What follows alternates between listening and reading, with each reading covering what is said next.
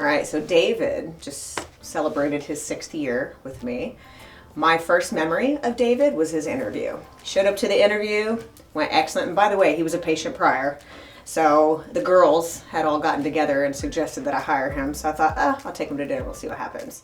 On the way out, he was so worried about me getting wet, he wanted to walk me to my car with an umbrella. So that just explains David's entire caring behaviors and personality in a nutshell. So the feedback that I constantly get about David from his patients is how much he cares and how authentic he is and how sweet he is. And so on a routine basis, that's all we ever hear.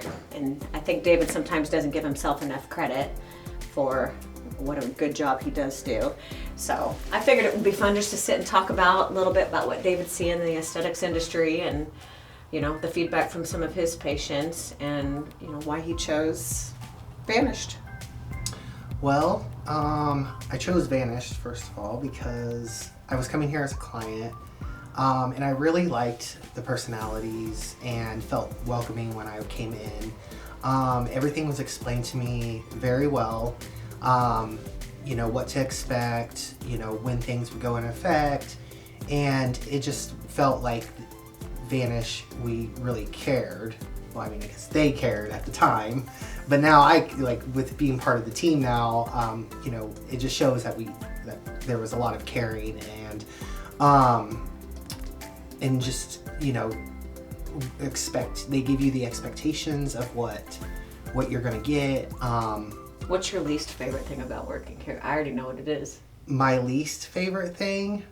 It's assembling furniture. Yes, I hate putting I have put so much furniture together. David is literally the assembler of all things. So if you're sitting on it, he probably built it.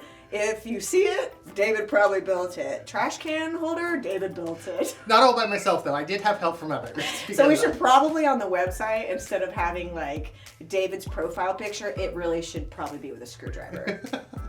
Yes, that is very true. I have. How many things do you think you've assembled? I don't know. Probably over 200 things, maybe. I don't know. That's probably exaggerated. Every piece of furniture, 2 locations. It feels like it. Yeah. And moving stuff, like, yeah. Trying to figure out how to fix things can be stressful, like certain things that we've had to, you know, keep up to date. But that can be stressful, but you know, that's what YouTube's for. You learn a lot. And David doesn't like change.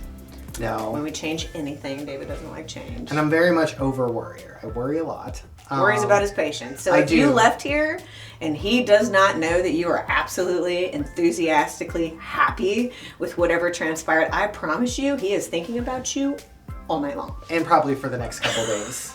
Or until I see you again. Yep. And then, you know, of course, since I do care, I want all my clients to have a good experience when they receive procedures, but you know, sometimes things happen that aren't necessarily, you know, planned, and it's very hard to, you know, accept that sometimes, but you know, that is part of being in the aesthetics world. There are things that are out of control that we don't necessarily know how you're going to react, and you know, I try to, actually, I over exaggerate a lot of things to my clients.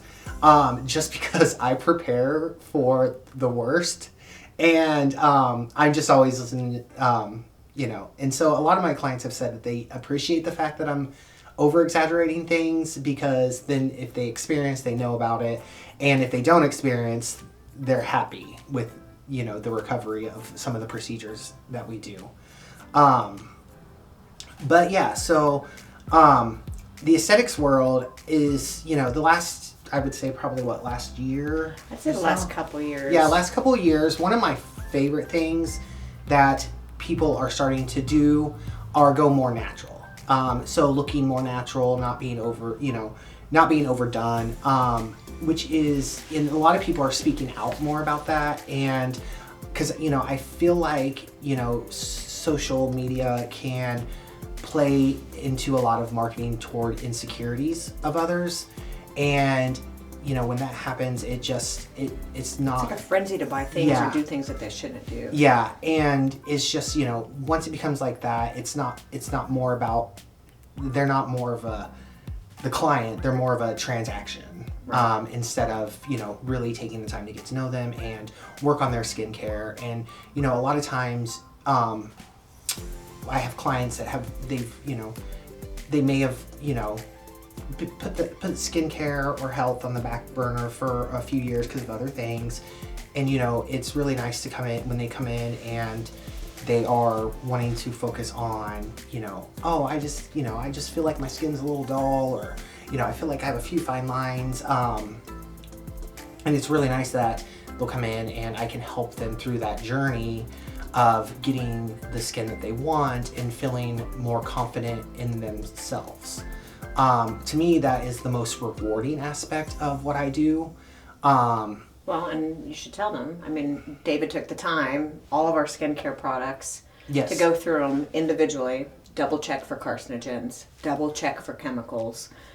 Every time that we implement a new product, whether it's on the back bar or whether it's on the retail shelf, it is done through thorough evaluation of making sure that it is safe, for the long term for the patient. There's a lot of research on the product, and as well as we actually try out the products, some of the products. Absolutely, everybody before here, everybody here tries out products before we actually sell them, because we want to make sure that we're offering the best products and services that we can offer with the patient and for their skin.